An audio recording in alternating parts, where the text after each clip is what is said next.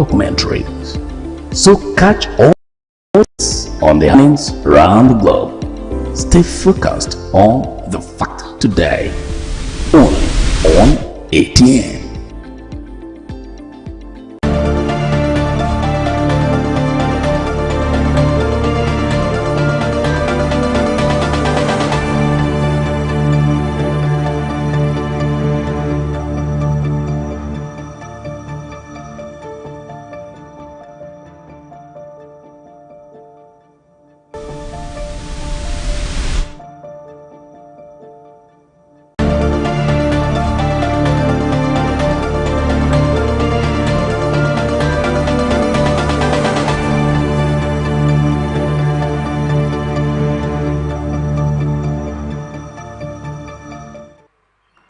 The best way to predict the future is to create it, Peter Drucker.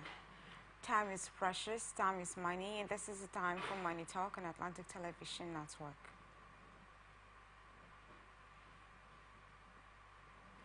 Good day, viewers, and welcome to a fresh episode of Atn Business on Atlantic Television Network, right here in the city of Port Harcourt. This is a network's medium of bringing the happenings in the economy sector of our society to our discerning viewers. This program is aimed at bringing economic activities from all strata of society. Its delivery is accentuated through the various stock exchanges across the world. News about government, economy, each festival drops, sales drop. By the end of this show, you can be rest assured of being informed accurately of financial activities around the world. I am your host for today, Susan Abbey. We'll take a short break, and when we return, we'll reel out the details. So stay tuned. From the line across the ocean to the land beyond the mountains, through the Sahara, we bring on-the-spot news, live analysis, expert discussions on trending stories in politics, business, socio-economy, sports, and documentaries. So catch all the updates on the happenings on The Fact Today, only on ATN. On the mountains, live analysis, expert discussions on trending stories in politics, business, socio-economy, sports, and documentaries. So catch all the updates on the happenings around the globe. Stay focused on The Fact Today, only on ATN. From the line across the ocean to the land beyond the mountains, through the Sahara, we bring on-the-spot news, live analysis, expert discussions on only on ATN.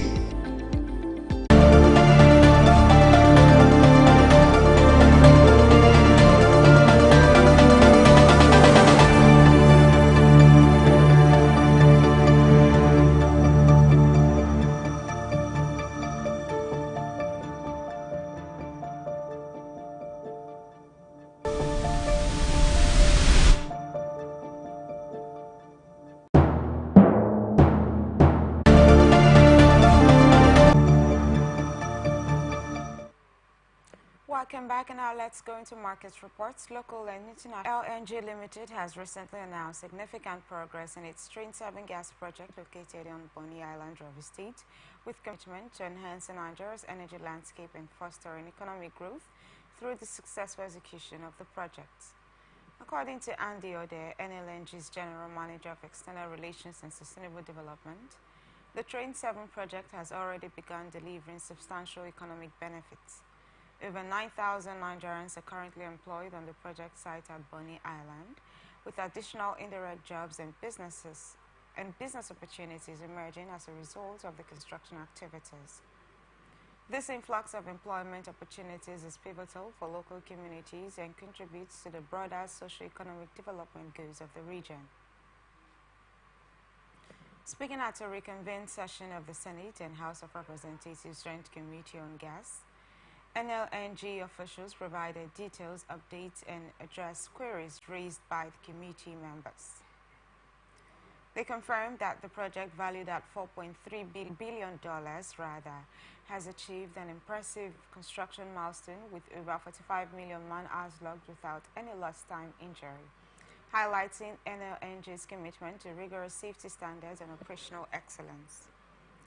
The Train 7 project holds strategic importance for Nigeria, particularly amidst global shifts towards sustainable energy solutions. Ode emphasized that beyond its economic impact, Train 7 supports the diversification of Nigeria's revenue sources and aligns with the country's ambitions for a net-zero carbon future. With Nigeria possessing vast gas reserves estimated at over 200 trillion cubic feet, the project plays a crucial role in reiterated the project alignment with the federal government's Decade of Gas initiative aimed at optimizing gas utilization across various sectors of the economy. This initiative is pivotal in securing Nigeria's energy future and fostering sustainable development, resonating with global efforts towards reducing carbon emissions. NLNG's engagement with the National Assembly reflects its commitment to collaboration and transparency in executing transformative energy projects in Nigeria. The company emphasized the importance of a supportive regulatory environment to ensure the successful completion of Train 7, marking a 74% rise to 4.49 trillion naira between June 2023 and May 2024 compared to the previous year. Adewale Adeniyi, the Comptroller General of Customs, disclosed these figures during an address in Abuja, highlighting the achievements made under his leadership, appointed a year ago by President Bola Tinubu. Adeniyi reflected on the strategic initiatives that drove this remarkable growth, emphasizing a 70.13% increase in average monthly revenue collection, amounting to 343 billion naira compared to 202 billion naira previously. The surge in revenue was attributed to various operational strategies and initiatives implemented by the NCS. These included the successful recovery of 15 billion naira through the Revenue Review Performance Recovery Exercise, 2.79 billion naira from the regularization of uncustomed vehicles, and 1.5 billion naira from the decongestion of port facilities. Notably, June 13, 2024 marked a record day with the NCS achieving an all-time high daily revenue collection of 58.5 billion naira, underscoring the effectiveness of these efforts. In terms of enhancing operational efficiency, this included the establishment of a dedicated terminal for exports, which processed 7,464 single goods declarations (SGDs) by the end of 2023, contributing significantly to the overall export transactions. The first quarter of 2024 alone saw 3,162 transactions processed through this terminal, reflecting its growing importance in facilitating trade. Regarding security and societal protection, Adeniyi highlighted the NCS intensified efforts in combating smuggling activities. These efforts led to notable interceptions, including 63 seizures related to animal and wildlife products valued at 566 million naira, demonstrating its commitment to national security and economic integrity. Despite these achievements and the challenges faced by the agency, particularly in ensuring compliance with customs laws and maintaining a stable exchange rate for import activities, he emphasized ongoing collaborations with the Ministry of Finance and the Central Bank of Nigeria to address these issues effectively. Additionally, the NCS is actively modernizing its operations, transitioning from manual processes to automation to enhance efficiency and transparency. On the international front, the NCS is engaged in strategic partnerships to optimize trade agreements such as the African Continental Free Trade Area and collaborating with domestic and international agencies. Measures to tackle food inflation through stringent enforcement against food hoarders were also underscored as part of the agency's broader mandates to safeguard economic stability and public welfare. In conclusion, the Nigerian Customs Service recent performance under Adewale Adeniyi's leadership reflects a proactive approach towards revenue generation, trade facilitation, and security enforcement. The significant revenue increase and operational milestones achieved underscore a conducive environment for sustainable economic growth. One of the focal points of the agreement is the revitalization of Nigeria's textile and apparel industry in partnership with Arise Integrated Industrial Platforms. This collaboration aims to inject up to $3.3 billion in project capital expenditure, aiming to revamp infrastructure and generate significant employment opportunities for Nigeria's youth. The initiative is poised to rejuvenate the long-dormant textile sector, encompassing the entire clothing value chain within the country. Moreover, the agreement places emphasis on developing the CNG value chain to enhance sustainability within the automotive and transport sectors. This strategy move aligns with Nigeria's commitment about its transformative impact on Nigeria's industrial landscape. She emphasized that the partnership sets up registration among African telecommunications companies to bolster national security. In a recent statement, Van Heerden highlighted the challenges faced by telcos in Africa amidst regulatory changes and evolving consumer behaviors.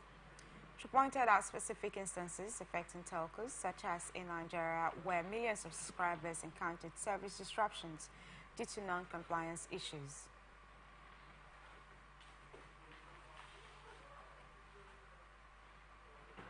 Similarly, in Cameroon, delays in the issuance of government-issued ID cards have complicated SIM registration processes, posing operational hurdles for telecom operators. Delays in ID card issuance in Cameroon have created significant challenges for telcos trying to register, explained. She emphasized the potential consequences telcos face, including fines and sanctions for failing to comply with regulatory requirements aimed at enhancing KYC procedures. Technologies such apps offer efficient ways for telcos to manage customer registrations while adhering to regulatory standards. Safeguarding national security and promoting the adoption of new services hinge on effective SIM registration, Van Heerden stressed. Telcos must prioritize these efforts not only to comply with regulations but also to expand service offerings and cultivate a broader customer base. The regulatory landscape across Africa remains complex, with various countries imposing fines and penalties for irregularities in SIM card activations. For instance, Tanzania levied fines on mobile operators in 2016 for non-compliance with SIM card challenges. Telcos are exploring innovative solutions such as eSIM technology and mobile registration apps. These technologies aim to simplify registration processes, especially in rural areas where physical access to registration centers may be limited. Collaborating service providers like Atn Solutions plays a pivotal role in assisting telcos navigate regulatory complexities and ensure seamless access to telecommunication services across diverse African markets. By embracing technological advancement and regulatory compliance, telcos can not only enhance operational efficiency, raising concerns over the sustainability of servicing these mounting financial obligations. As of December 2023, Nigeria's public debt stood at approximately 97 trillion naira, according to data from the Debt Management Office. Looking ahead, the government anticipates further loan approvals totaling $4.4 billion from international lenders such as the World Bank and the African Development Bank within the next year. These loans are earmarked for a variety of strategic projects aimed at bolstering Nigeria's infrastructure, education, healthcare, and economic stability. An analysis of the loans approved by the World Bank reveals a diverse allocation across key sectors that enhancing electricity, accessibility, and reliability. Another $500 million is dedicated to promoting women's empowerment through the Nigeria for Women program, aiming to scale up initiatives supporting gender equality and economic participation. In a bid to bolster educational opportunities, particularly for adolescent girls, the World Bank approved $700 million to support the Adolescent Girls Initiative for Learning and Empowerment projects. This initiative seeks to improve access to secondary education for girls in targeted states across Nigeria.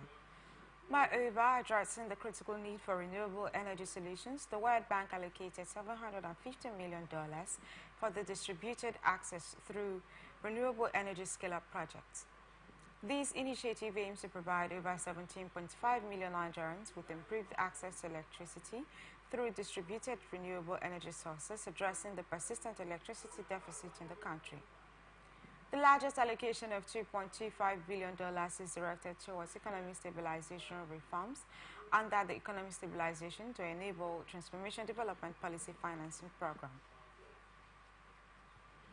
This funding is intended to enhance fiscal revenues, expand social safety nets, and support economic transformation initiatives aimed at boosting Nigeria's non-oil sector.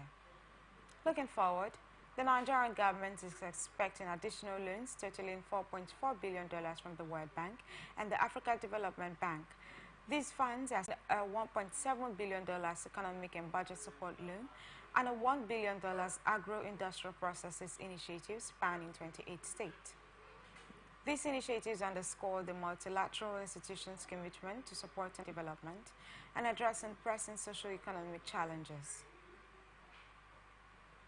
However, amidst these ambitious borrowing plans, concerns persist among Nigerians regarding the increasing debt burden and perceived lack of tangible benefits from past borrowing activities.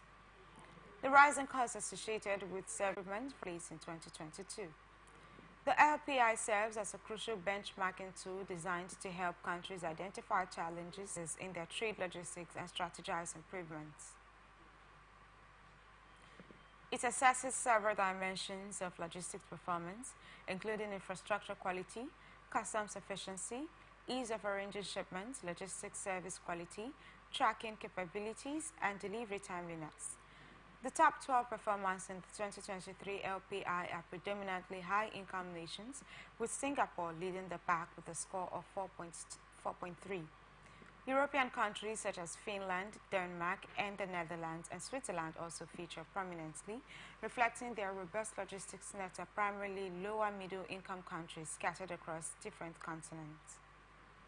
These nations often face challenge in credit penetration over the past 15 years, attributing it to the efforts of CRC Credit Bureau Limited. He noted that currently 33 million Nigerians have their credit scores recorded with CRC's database, with 29.4 million credit searches conducted in 2023 alone. The first quarter of 2024 saw over 10 million additional searches, indicating a growing reliance on CRC services. CRC's evolution from offering a single product in 2010 to 9 products covering all aspects of lending. He acknowledged the collaborative efforts between CRC Credit Bureau Limited and regulatory bodies, particularly the Central Bank of Nigeria, CBN. The enactment of the Credit Reporting Act in 2017 and continued support from the CBN have played pivotal roles in boosting credit penetration across Nigeria. Reflecting on CRC's journey since its establishment,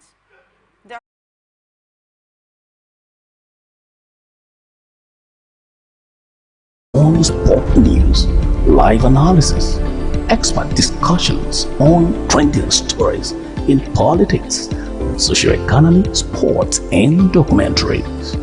So catch all the updates on the happenings around the globe. Stay focused on the fact today. Atn.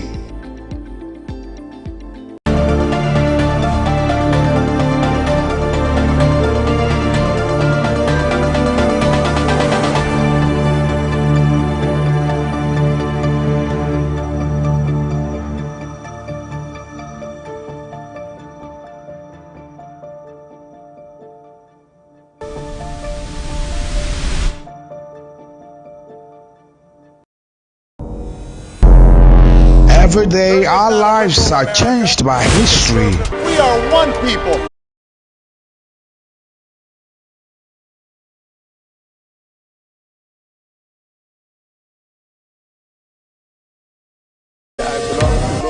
ATN covers it all on ATN Politics today.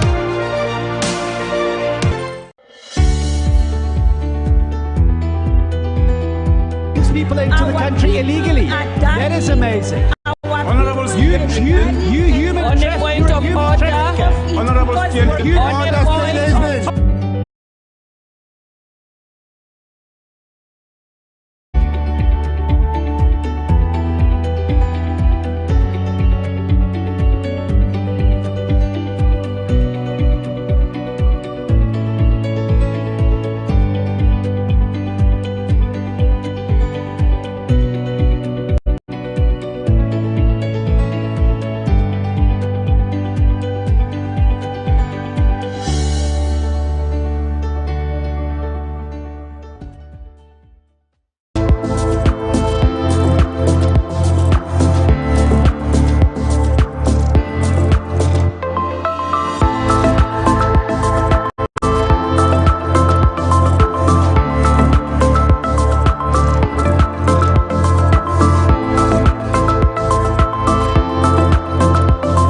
From the line across the ocean to the land beyond the mountains. So on train documentarist on the fact today.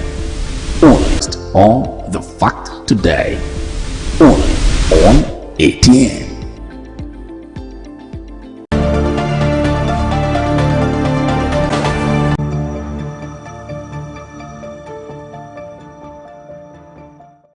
Welcome back to Atn Business and Atlantic Television Network. Now to the rest of our stories. Nigerian exchange resumed trading after the Eid al-Fitr holiday, witnessing a significant losses amounting to about 47 billion naira for investors. The all-share index and market capitalization both experienced a slight decline, with the index dropping by 0.08% to settle at 99,840.95 points, and the market capitalization decreasing to 56.48 trillion naira. Today's trading session was marked by a predominance of bearish sentiment, as there were notably University Press, Guinness Nigeria, and Champion respectively. University Press closed at 1.44 naira per share, Guinness Nigeria at 66.25 naira per share, and Champion Breweries at 3.24 naira per share. Conversely, Cavity Offshore Support Group, Associated Bus Company, and Prestige Assurance Company led the decliners with losses of 9.62%, 9.52%, and 8.37% respectively. Cavity Offshore closed at 1 naira 46 kobo per share, Associated Bus Company at 0 naira 56 kobo per share, and Prestige Assurances at 29 naira per share. Market activity surged during the trading day, with the number of deals increasing by 35.57% to 9,899, and the trading volume skyrocketing by 334.91% to 138.35 million shares traded.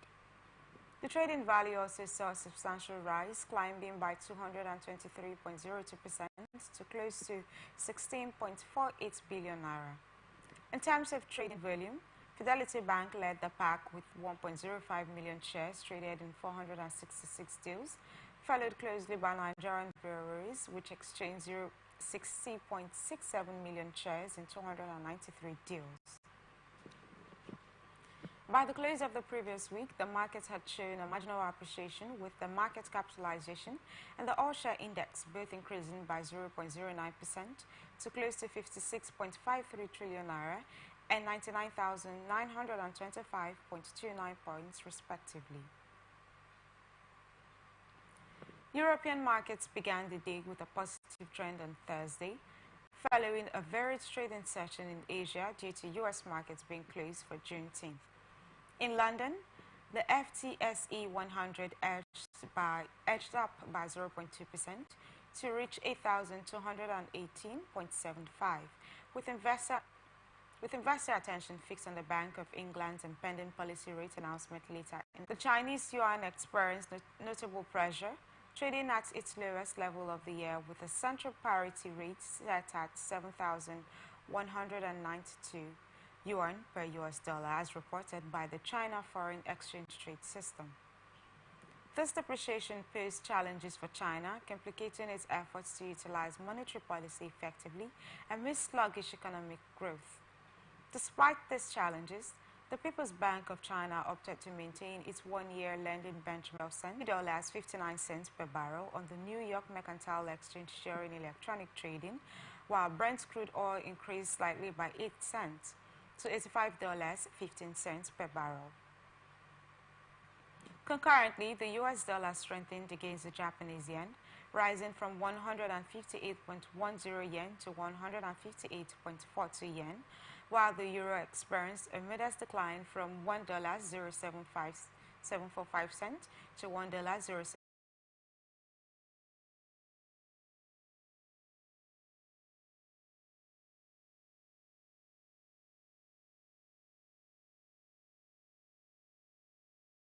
Statistics released on Wednesday revealed that inflation, as measured by the Consumer Prices Index, dropped to 2% in the year to May, down from 2.3% the previous month.